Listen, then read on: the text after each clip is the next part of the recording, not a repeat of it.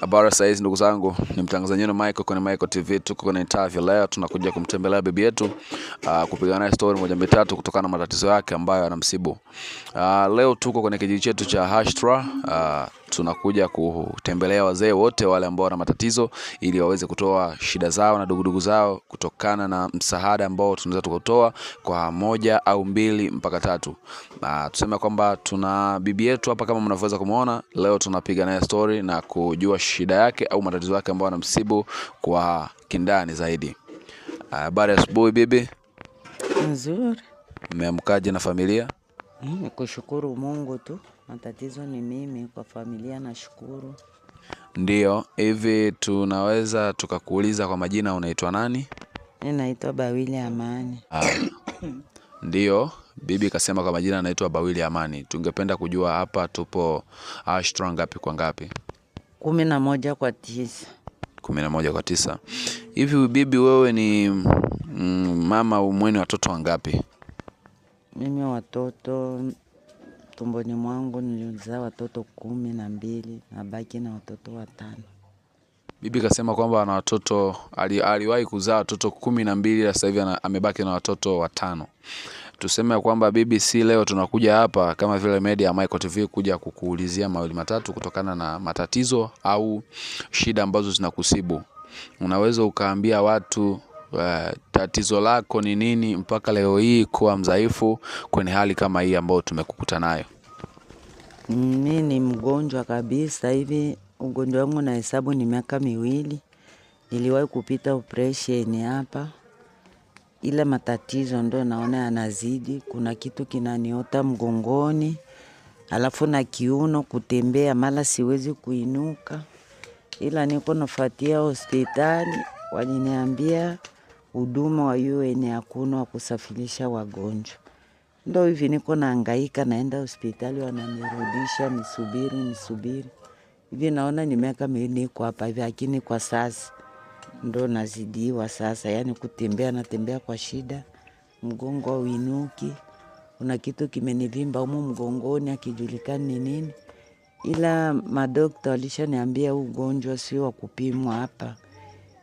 Ni ugonjwa mpaka wanitoe nende nikapimwa huko, lakini ule uwezekano walikuwa wananiambia mimi mwenyewe nijitahidi, na uwezo sina.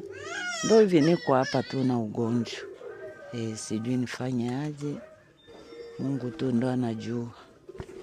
Ndio ya kwamba bibi yetu ametuambia kwamba magonjwa yake sasa hivi yana takriban miaka 2 na ameweza kuotwa na kitu mgongoni. Bibi yetu kweli ni mdhaifu kama tuliweza kumkuta.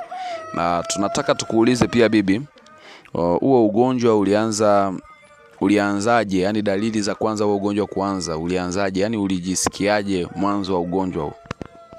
Dalili ya ugonjwa nilianza kusikia hapa kwenye futi hapa la mguu.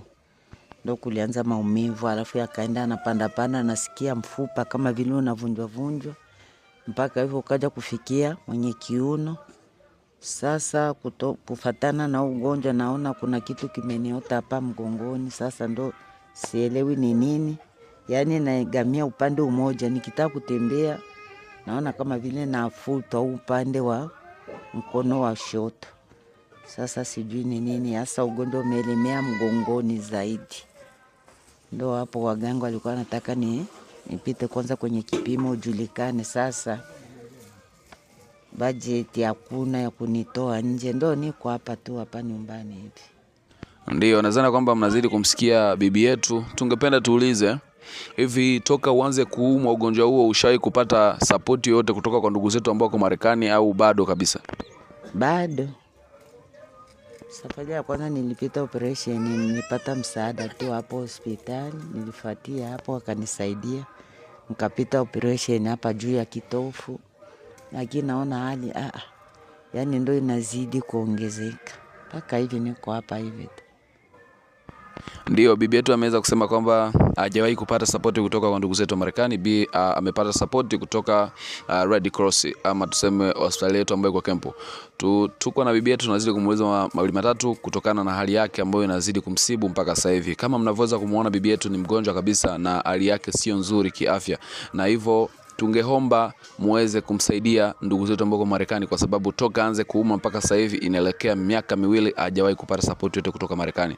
Na tungeweza kupenda kama mnaweza kusupport watu wengine pia, na yeye muweze kumshikia mkono au muweze kumsupport kwa kumpatia chochote kitu ili aweze kupata matibabu.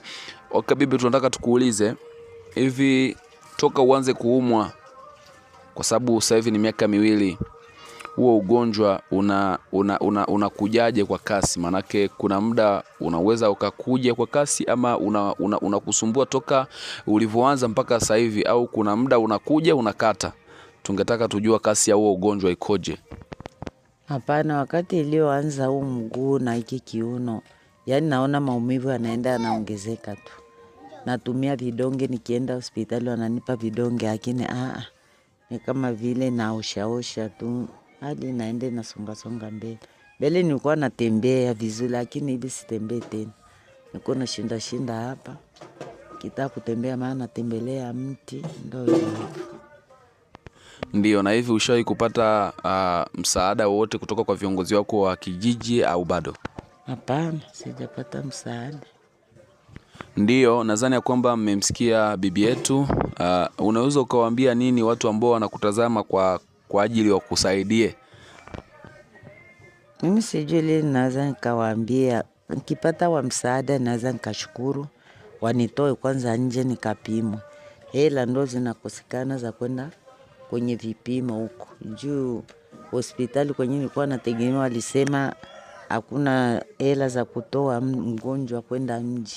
Ndo niko hapa hivi sijui nifanye aje. Ndo niko hapa hivi nashangaa sijui nifanye aje. Ndio, nadhani kwamba mmemsikia bibi yetu. Leo tulikuwa tunapiga naye story moja mitatu kutokana na ugonjwa ambao unamsibu, na ameweza kusema kwamba hajawahi kupata msaada wote kutoka kwa ndugu zetu ambao wako mbele. Hivyo tungeomba kwamba muweze kumsaidia, kwa sababu sasa hivi ugonjwa una miaka miwili, manake ni ugonjwa sugu kabisa ambao haujawahi kupata matibabu yaliyokuwa thabiti.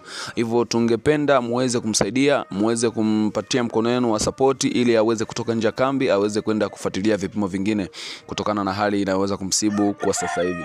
Hivyo tuseme kwamba bibi yetu kama mnavyoweza kumuona ni mdhaifu, hawezi tena kutembea na ameotwa na uvimbe nyuma ya mgongo, na aishawahi kufanywa operation moja, ila bado ugonjwa au kupata mwafaka. Mpaka sasa hivi bado unazidi kumsumbua na ni mgonjwa mpaka sasa hivi. Hapa unaongea na Michael TV kutoka kwenye Michael mwenyewe. Tunapiga story moja mitatu kutoka kwenye exclusive interview, na leo tumeweza kufunga mjadala wetu kama mnavyoweza kuona. Asante.